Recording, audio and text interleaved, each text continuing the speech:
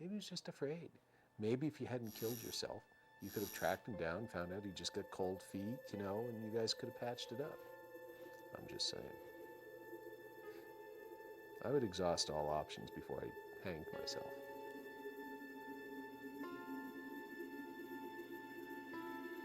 Are you judging her? Yep. Yes, I am.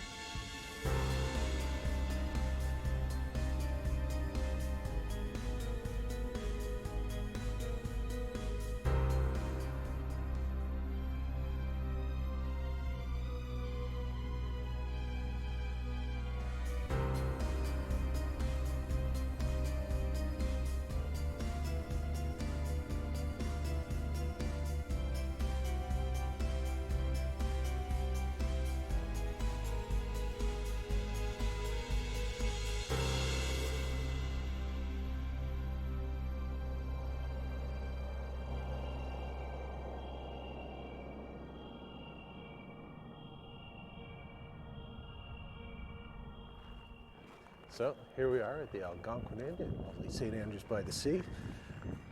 It's a nice looking place. You could be like a princess. Yeah, it's kind of castle-like. It's very castle-like. It's like some sort of fantasy ponyland. Only if your fantasy includes being haunted by ghosts. We'll see. Yeah.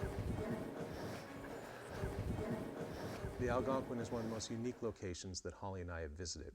It's got a great look, like something out of a classic horror film, but it's also steeped in history with myriad ghost stories. What made it even more creepy, however, was the fact that it was winter and much of the hotel was closed for the season, and that really heightened the sense of isolation that Holly and I felt while we were there. After we settled in, Holly and I made our way to the lobby, where we met up with Chris Harrison, a bellman at the hotel who was well versed in both the history of the property and its various ghost stories. Welcome to snowy St. Andrews and the Fairmont Algonquin. Thank you. I'm going to give you a little tour of the hotel, talk about the hotel history, and some spooky stories along the way. Spooky stories. Some spooky stories, absolutely. The Fairmont Algonquin was built in 1889, originally one of the Canadian Pacific hotels on the railroad. There was a little railway station just here in St. Andrews, and people would travel from all over North America and Canada to be here, to visit the hotel. A hotel that was described as having being a modern hotel with all the modern conveniences. Something I'd like to show you first of all. This is the original bell desk from the opening of the hotel, 1889. Wow. The reason I like to point it out is inside this drawer here, we have all of the signatures of the original bellman. Wow. I don't know if you can see here, guys, that this is the earliest signature dating back to 1896. I highlight this and say it's the date that it's from because in 1914 there were some workmen working on the roof of the hotel and a single spark was left burning, and in about 45 minutes the entire hotel burnt to the ground. It's rumoured that there was a loss of one life. It was a bellman. The hotel was closed for the season, but there were still bellmen around, and maybe it's coincidence, maybe it's not, that the only item of furniture that got out was the bell desk, and that it was a bellman that died. Perhaps in getting this piece of furniture out, he lost his life. After his brief rundown of the history of the Algonquin, Chris related to us the various ghost stories associated with the hotel. Two in particular immediately caught our attention because they involved more than just witness sightings.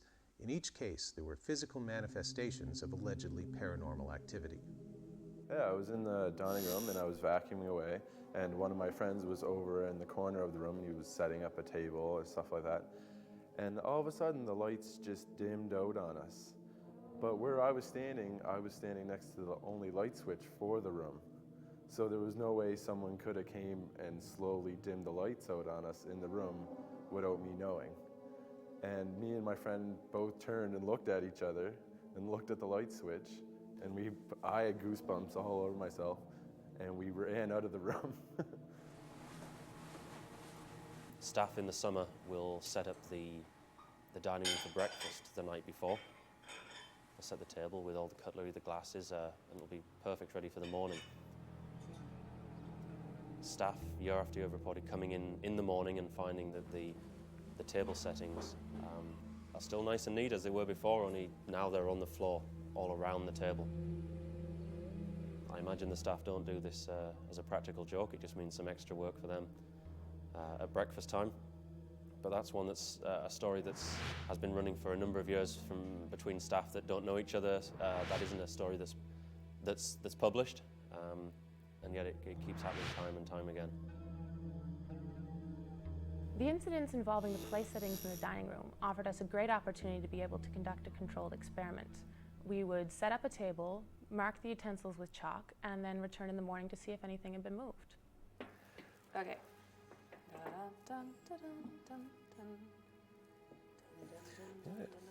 Explain to me why there are 2 glasses. One is for water and one is for wine.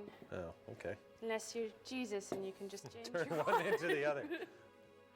That would be a special kind of ghost.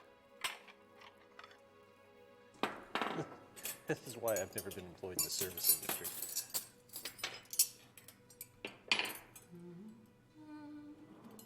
Hurry up.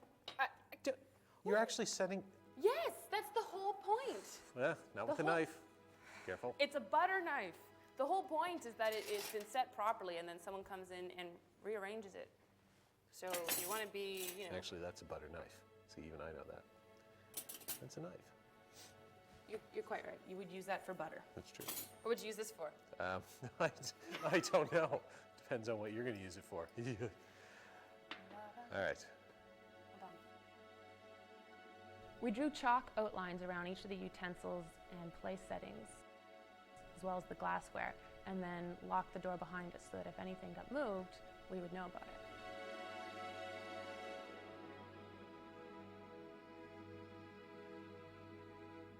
After Paul and I had finished setting the table for our experiment and locked the doors, we headed upstairs to their second haunted location. I had a few minutes along the way, so I took some time to get some baseline readings in the surrounding hallways.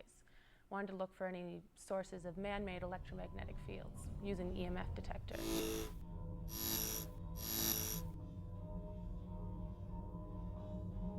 And after that, I was off to room 473. Welcome to the 4th floor of the dining room wing of the Fairmont Algonquin. So this is Ghost Central. This is where it all happens. This is it. Going to start with a spooky little corridor just to get the nerves going. We're going to head down to the most famous room in the hotel, room 473. This is where it's all happened. This is where most of the stories that you might hear about the hotel originate.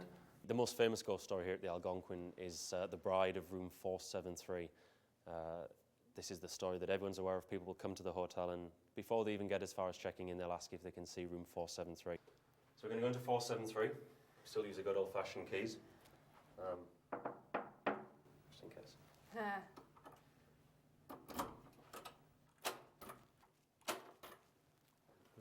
After you. No, any ghosts? Spooky. Now you might notice straight away that it's not what you expect. We don't have cobblestones on the floor, cobwebs hanging from the ceiling, and dripping of water. It's a very nice room, very bright room. You're not seeing it in its full glory right now. It has been closed down for the winter time. It's a little bit too cold on this side of the hotel to stay here the night. You'll be getting goosebumps and shivers without seeing any ghosts. The story behind it is a bride who was due to be married just in a garden close to the hotel. She arrived for the wedding and the groom did not. She waited and waited and came back to the room, and people say she died of a broken heart. She took her own life in the room. Some say she jumped from the window. There's no conclusive evidence to say exactly how she did it, but for many, many years, people have reported seeing in and around that room a woman dressed in white. We set up infrared cameras. One was located in room 473 to cover the window where the bride may have jumped from. Another was outside in the hallway, and then a nearby stairwell where her apparition had been seen many times. This gave us complete video coverage for our investigation. Staff report seeing and hearing a woman crying in the room, dressed in white. People who stay in the room say they see flashes of white in the middle of the night. Closet doors opening, a white figure moving backwards and forwards. And it would appear that she's looking for a lost love in that room and will stay in that room forever or until she finds it. When Ghost Cases returns, Paul and I try to make contact with the ghost of room 473 and get more than we bargained for.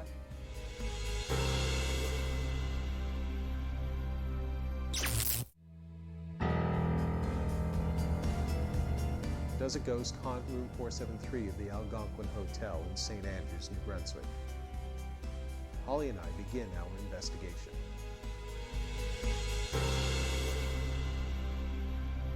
What's the story? She was a bride. She was a bride that was essentially Jilted. left at the altar. I feel her pain. Heartbroken. Oh, she speaks to me. Well, I just want to let her know that I'm single. And, you know, if you want to come and say hello. Oh, that's a nice shot. We've got a camera.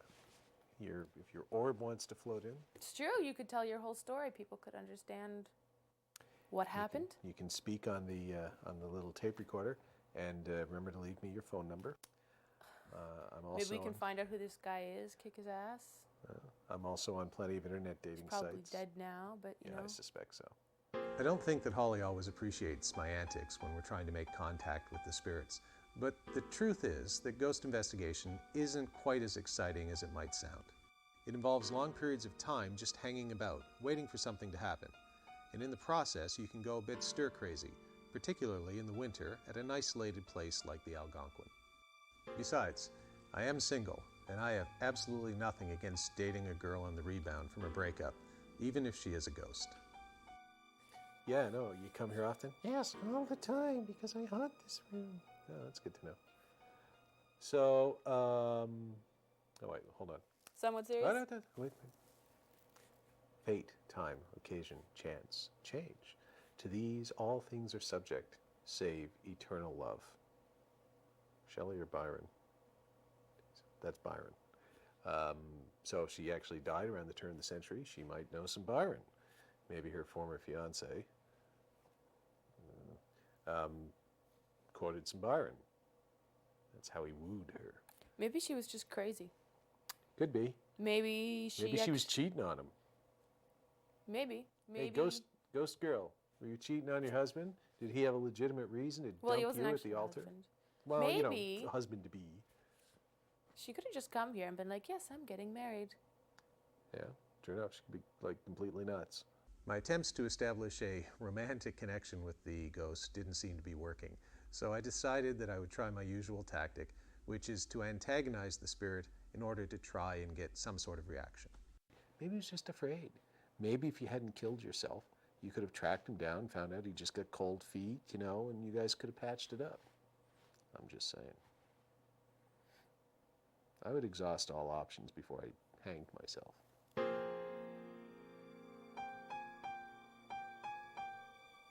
Are you judging her? Yep. Yes, I am. I come from a long line of judgers. After about an hour or so in room 473 with no paranormal activity, Paul and I decided to split up and explore the rest of the wing of the hotel. He went downstairs and I went to the surrounding hallways outside room 473. I was not prepared for what happened next. I haven't seen this before. I was walking down this hallway. Whoa. Got here. Looked this way. Didn't see anything except my reflection, which, whoa. No. And came through here.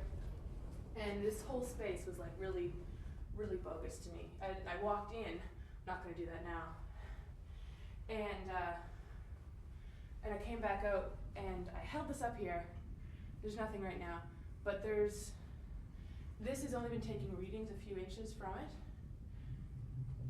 And I was just standing here and it went absolutely bonkers and I wasn't even moving. There should be another reading here right now. It was electrical.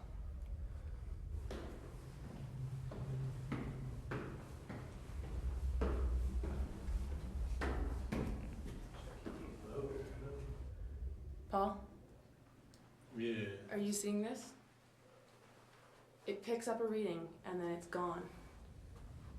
I know. No, it EMF, didn't right? say anything. What? That, Maybe we have an effect. Oh, now it's up to orange. I've got it up to red before, and there's nothing in this area. I mean, there's an open window here. You could be getting something through that, but it's gone again. Stronger, stronger. Really strong. Incoming and weaker. Back. That's the spot right there.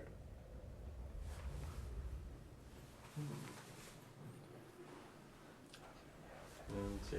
Yeah. The logical thing to do would be to, Check the plans. yeah, find out what's here. That would, oop, there we go again. Let's go see if we can find a reading in the hallway, or maybe it's just in this area that's weird. Okay. You want to go back to the room? If there's a spirit here, let's see if it'll follow us. Nope. Well, you've got Look, its attention as right soon now. as I said that, it lit up. An earlier sweep of the wing had shown no EMF activity outside of standard electrical devices. These were different. They moved, they spiked, they were inconsistent. So we did what any good investigator would do. We looked for explanations. All right, let's head back to room 473, see if the spirit will follow us back. 473 is the allegedly haunted room. Let's... In we go. No, this doesn't work. Of course, there's a whole other wing there. Can we go to the end of that wing? Sure. Well, if it's a reading from outside, then Lead on.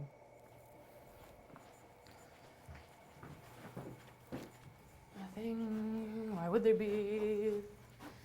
I don't know what's in these, but okay.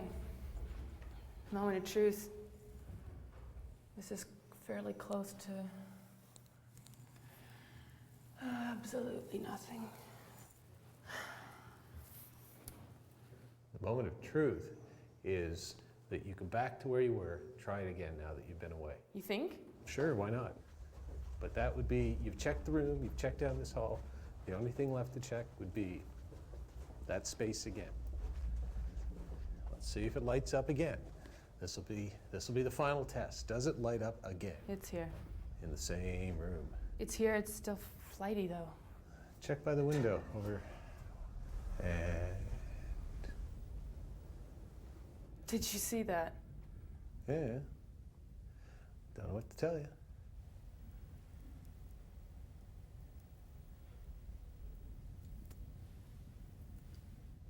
That's consistent. Mm-hmm.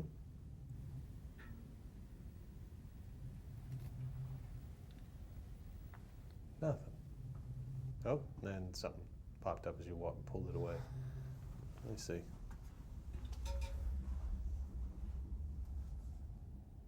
Consistent. There's your zone right there. Red, even. Bouncing like. Take it away. Just take it away. Gone. Put it back. It's still there. Take it away. Gone. Put it back. Still there. See? Go to the other window. I think we can establish a pattern here. All 5 colors of the rainbow. But is it a ghost?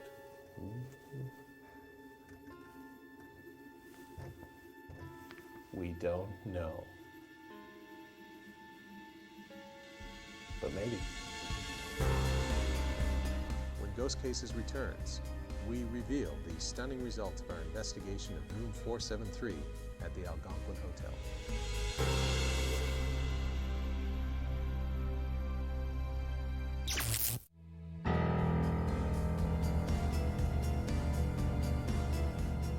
Holly and I continue our investigation of the Algonquin Hotel.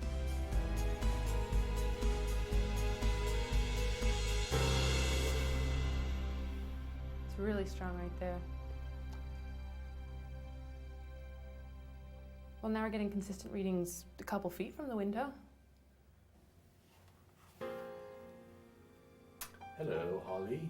Hi. Ding, ding, ding, ding, ding, ding, ding, ding, ding, ding. Nope. Yep. Nope. Nope. Definitely nothing. Brad. Ding, ding, ding, It had been a long day, and Holly and I were definitely starting to get a bit silly, so we decided to call it a night. The EMF readings had been interesting, and we couldn't discover a logical explanation for finding them in that one spot at that particular time, but that wasn't proof of anything paranormal. The next morning, we checked the dining room, and everything was as we had left it the night before. We packed up our gear and headed home, pretty much convinced that while the Algonquin was a very interesting place with a rich history, the stories of ghosts were pretty much just that, stories. It was only when we took a look at the digital camera footage 2 weeks later from room 473 that Holly and I realized what might really have happened that evening. After the events in the hallway, the crew headed outside to get some shots of the hotel at night. I took the opportunity to go back to room 473. It's hard to explain, but I wanted to apologize on behalf of Paul. I don't know if the stories of the bride are true, but perhaps they are. And if they are, then everything that she went through, I didn't want to add to her misery, that's for sure. And apologizing really wasn't going to hurt anyone. The area to watch is on the wall behind the computer screen. Our camera picks up an unusual disturbance, and then an orb appears and flies across the room. The orb wasn't the only thing that our camera picked up, however. Before it takes form, our camera recorded what appears to be an anomalous, three-dimensional image on the wall. This image seems to resemble a vague but disturbing face. Holly and I had never seen footage quite like this before, so we decided to get a second opinion. I contacted a very good friend of mine in the United Kingdom, Dave Sadler, who's been investigating the paranormal for well over a decade, to see what he thought of this footage. I've viewed the footage 10 times now, both frame by frame, and due to the advanced technology that we're using in relation to the recording, I've been able to view it different styles, different lengths. On a personal level, in the 10 years plus that I've been involved in the paranormal, it's the best piece of footage that's unexplained I've ever seen. I won't say it's paranormal, it's an unexplained light anomaly that is very interesting, very, very interesting. Paul, in 35 years of paranormal investigation between me and Steve, looking at audio, digital, analog, all the different varieties of filming types, photographic types over that period of time, I don't think I've caught anything of consequence whatsoever. But looking at that, I've not seen anything myself that I've captured that could possibly be as important as that piece of footage. I've never been convinced that orbs are evidence of paranormal activity, but I have to admit that I found the footage we recorded in room 473 to be interesting, particularly how Holly responds to the light after it goes by her. She looks behind her. I can't offer an explanation for that. I find it to be genuinely anomalous. I honestly can't remember why I looked in the direction of the flying orb, and I didn't observe any of the evidence that our cameras recorded that evening. Numerous staff at the Algonquin have reported seeing photographs of unusual orbs in room 473, but until now, those alleged orbs have never been seen or filmed while moving. Could this orb be the spirit of the mysterious bride of room 473? I wasn't entirely kidding when I said I felt the bride's pain. I was engaged for several years to a woman I loved dearly, but we never quite made it to the altar. The difference between the bride of room 473 and I is that when my engagement ended, I got on with living my life to the fullest, whereas she chose to end it all. In doing so, she may have created for herself the most existential dilemma of all. By trying to leave this world and end her pain, she ensured that it would endure forever. When you walk the halls of a place like the Algonquin, it's easy to see yourself as a character in some sort of creepy horror film. Now, I'm well aware that historical locations like this can create an atmosphere where the mind is going to play tricks on people, convince them that they're seeing or experiencing things that aren't really there. But cameras are harder to trick, and at the Algonquin, ours might just have recorded proof that the truth is sometimes stranger than any fiction, particularly where ghosts are concerned.